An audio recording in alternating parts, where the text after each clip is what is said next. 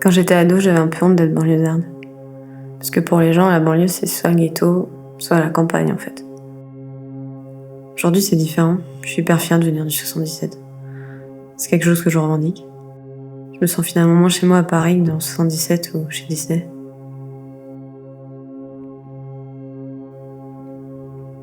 Quand j'étais petite, j'allais à Euro Disney avec mes parents.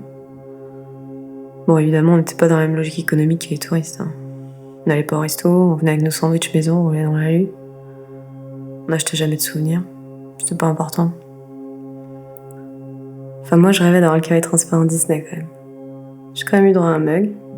Je l'ai encore, c'est ma tasse préférée.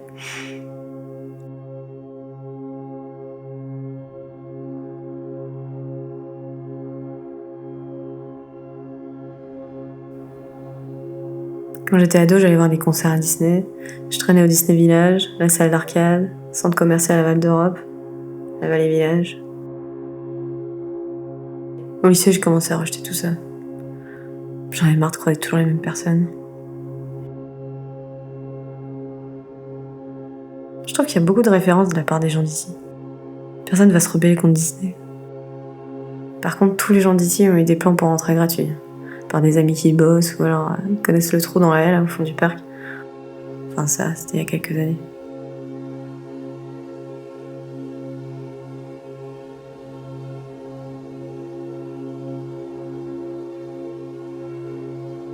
Il y a aussi plein de rumeurs qui circulent. C'est comme des légendes urbaines. Comme quoi machin a fait tomber son téléphone dans une attraction, est resté coincé dans un looping, se fait décapiter dans le train de la mine, ou est mort dans Indiana Jones. Bon, ça reste du folklore.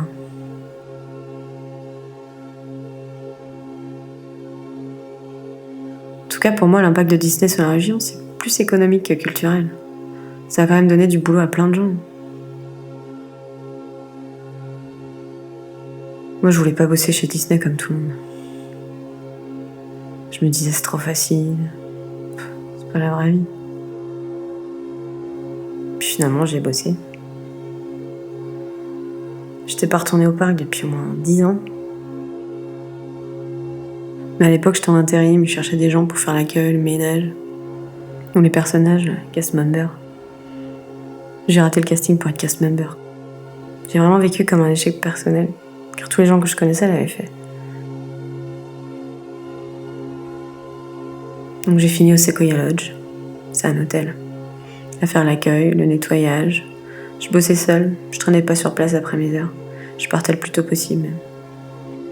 Je suis pas restée longtemps au final. Tiens, regarde, je t'ai amené un vieux journal de Mickey. Il y a un article sur Disney. Regarde, c'est trop beau cette photo où la grue pose le sommet du château.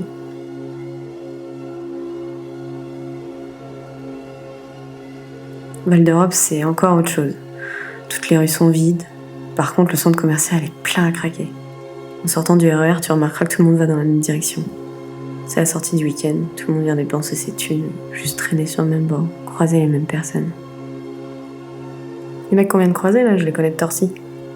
Ils font du rap du 77. Ils parlent de la région. Ils vont pas parler de Disney. Ça craint un peu de dire que tu viens d'ici.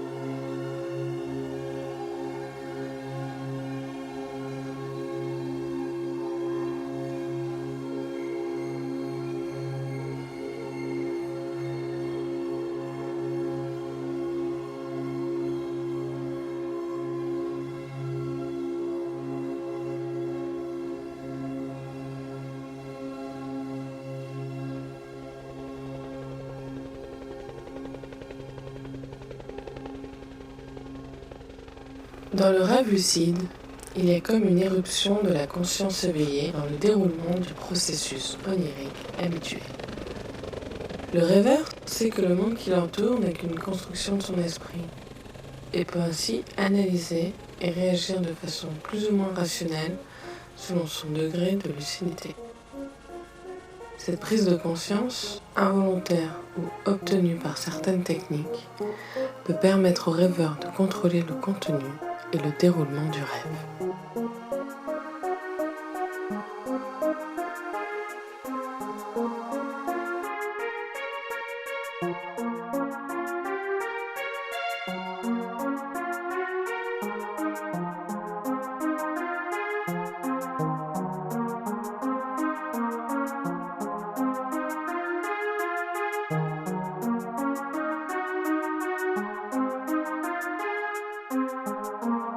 As you enter any of our parks, above the main entrance, you will always see this sentence.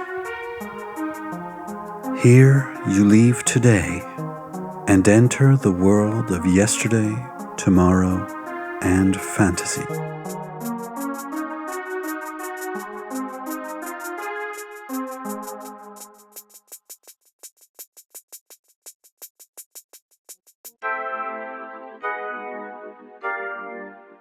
J'avais 21 ans quand j'ai commencé à travailler chez Disney, c'était en 2001. En fait, c'était pas prévu, je trouvais pas de travail dans ma branche, cette occasion s'est présentée. Mais au final, j'y suis quand même resté 5 ans. Chez Disney, j'ai découvert un univers qui m'était complètement inconnu, celui des cast members, un milieu artistique et volage, avec beaucoup d'homosexuels et d'étrangers. Pas vraiment le genre de personnes que je fréquentais au lycée.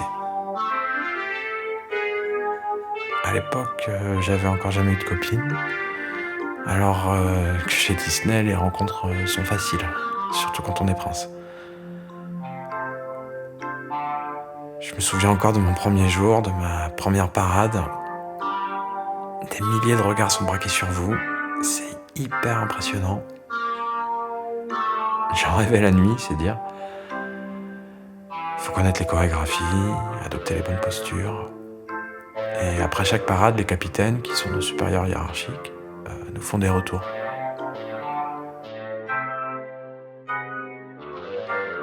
C'était une expérience assez riche. C'était bien pour s'amuser quelques années. Bon, après 5 ans quand même, j'ai décidé de partir. En fait, je me sentais pas en adéquation avec l'univers Disney. Je suis pas particulièrement fan. J'avais atterri chez eux un peu par hasard, parce que j'étais de la région.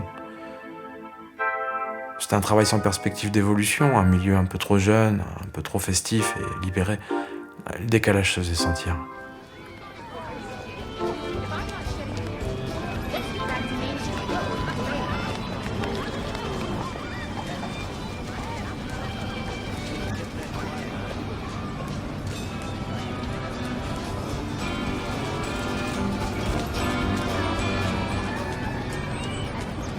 Look at it! Okay, I get how this works. This map will help us find characters, attractions, shops, just about anything we want. Except secrets, of course. So, you got lots of choices. Where you want to go first?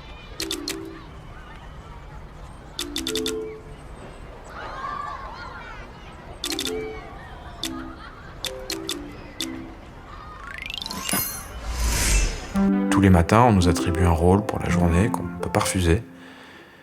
Et si une fille qui a l'habitude d'être princesse ne veut pas faire la peluche, elle n'a vraiment pas le choix, elle doit s'y résoudre. Ou alors elle peut échanger son rôle contre celui d'une amie de la même taille que soi. Parce qu'en fait, les rôles sont attribués par taille.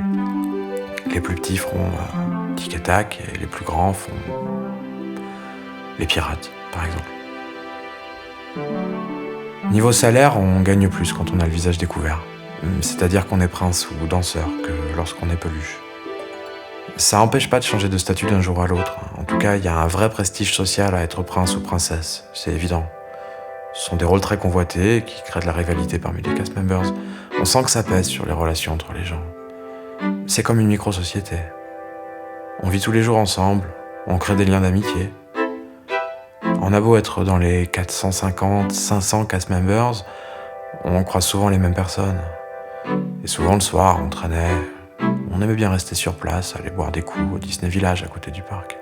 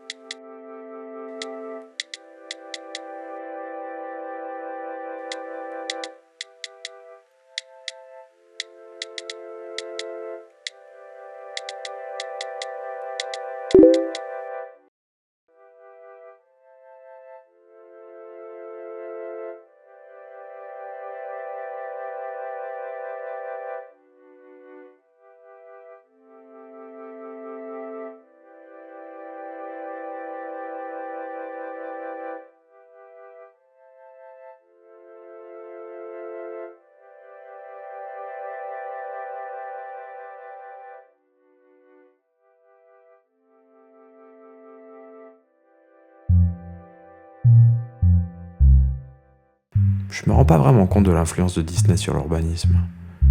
Peut-être que ceux qui vivaient dans la région avant l'arrivée du parc, mes parents par exemple, vous diraient le contraire. Pour moi, ça reste discret.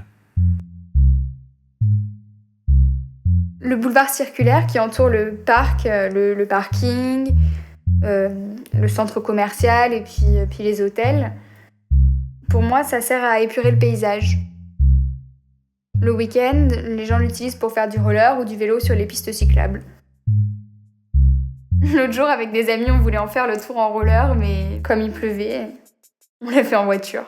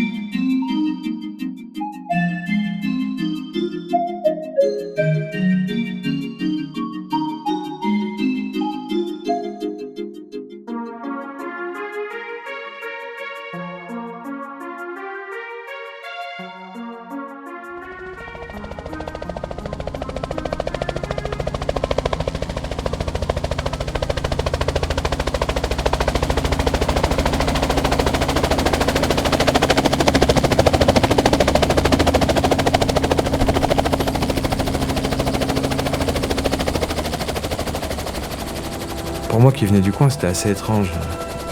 Comme un nouvel univers dans mon univers habituel. Un nouveau monde, de nouveaux amis, des copines, un nouveau décor. Un mélange entre mon lieu de vie et Disney.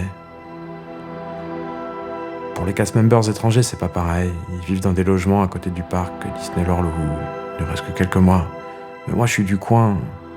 Je voyais des membres de ma famille se rendre dans le parc. Des amis. C'était aussi un job complètement inédit pour moi. À la base, je suis absolument pas danseur ou comédien.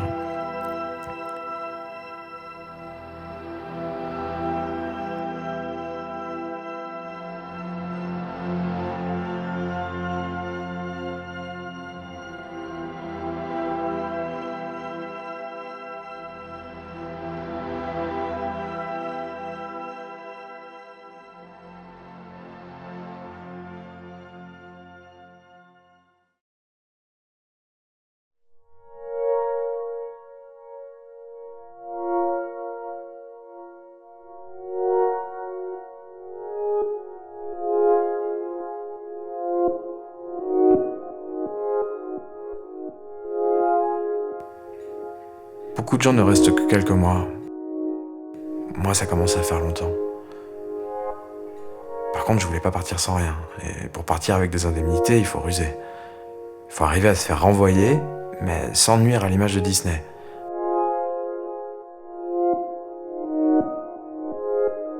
Par exemple, il faut jouer sur sa propre sécurité et se mettre en danger. Et il ne faut surtout pas mettre en danger le public. Ça, c'est une faute grave. Il faut faire un truc qui doit rester inaperçu aux yeux des guests, le public, mais qui s'oppose clairement à l'autorité de Disney.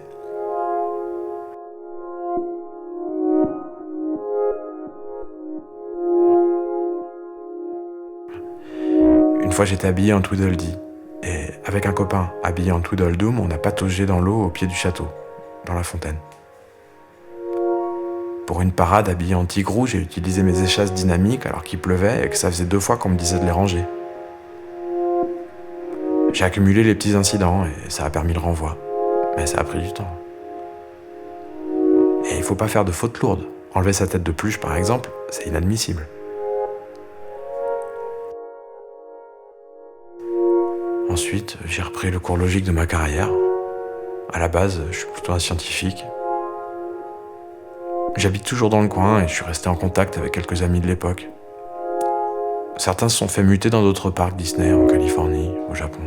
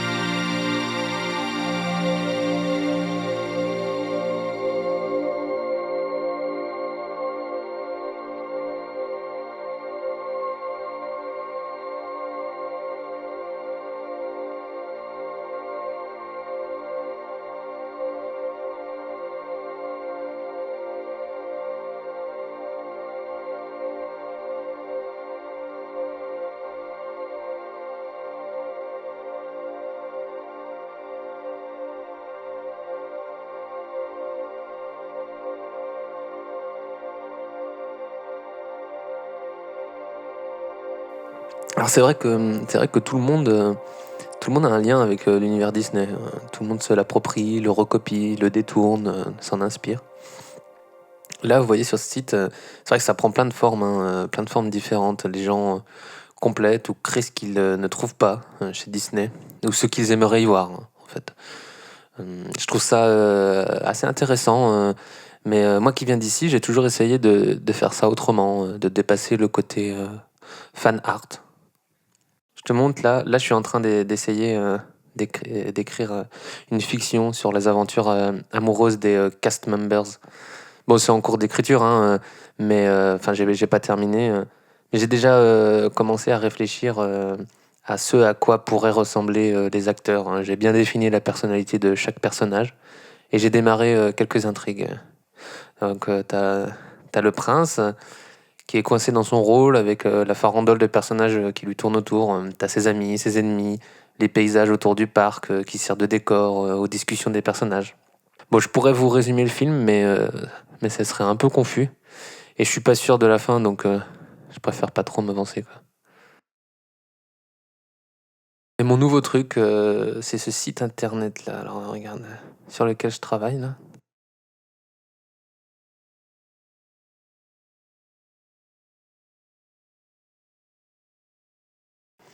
Il n'est pas terminé, mais j'ai déjà commencé à recenser et à stocker des images, des archives, des reportages que je trouve sur le parc, sur la région, et sur les gens d'ici. Le but, c'est vraiment d'archiver ce genre de vidéos sur une même page et de les mélanger à des archives, des plans, des photos que je fais sur place, des articles qu'on m'envoie, des témoignages, des anecdotes, des reportages, et puis aussi des choses plus confidentielles. Par exemple, récemment, j'ai trouvé ces vidéos sur une fille de Céris que je connais. Elle est assez cool, elle s'appelle Adeline. Tiens, regarde, attends, je te montre.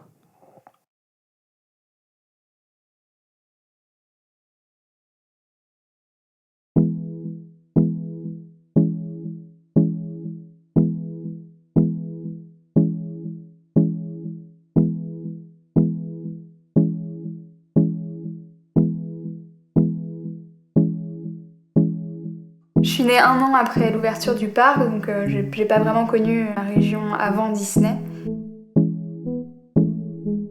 Mais par contre, je me souviens du jour de l'ouverture du centre commercial à Val d'Europe. Ça, c'était la fête. Il y avait plein de fanfares, plein de moyens, c'était à l'américaine. Il n'y avait aucune référence à Disney, par contre, c'est vraiment autre chose, faut pas tout confondre.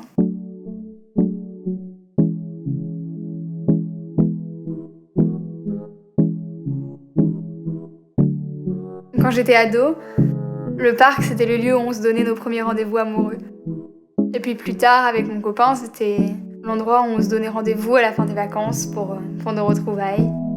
Donc ça restait quand même un lieu important.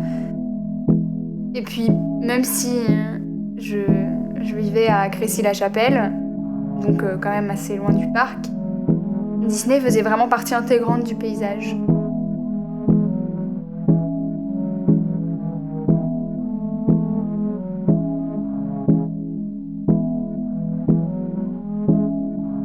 On a tous baigné dans l'univers Disney là-bas. Je dis souvent que j'ai grandi au pays des bisounours. Par exemple, j'ai cette copine du collège qui est devenue couturière. Et ben, elle refait toutes les robes de toutes les princesses, comme ça, pour le plaisir.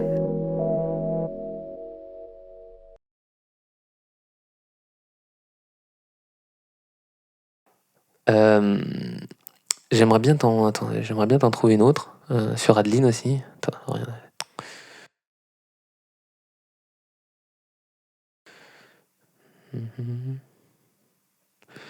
Ah tiens, celle-là.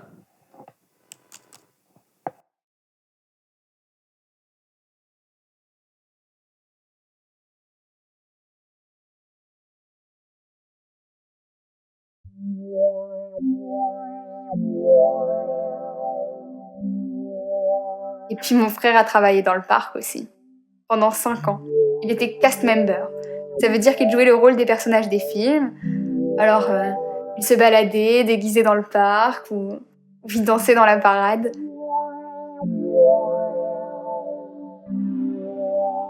Puis il a été prince. Beaucoup de ses ex sont des princesses Disney.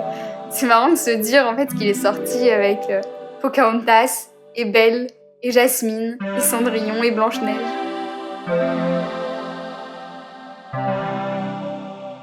Je me souviens de la première fois où je l'ai vu faire le prince dans la parade. J'avais 13 ou 14 ans. J'en ai pleuré de fierté. Et ma mère aussi d'ailleurs. Je savais que c'était mon frère, mais en même temps, c'était vraiment le prince.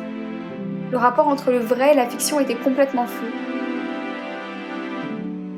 D'ailleurs, dans la famille, on n'avait pas le droit de dire aux plus petits que tonton faisait le prince Disney. C'est comme s'il fallait poursuivre une sorte de pacte secret et ne pas briser la magie Disney.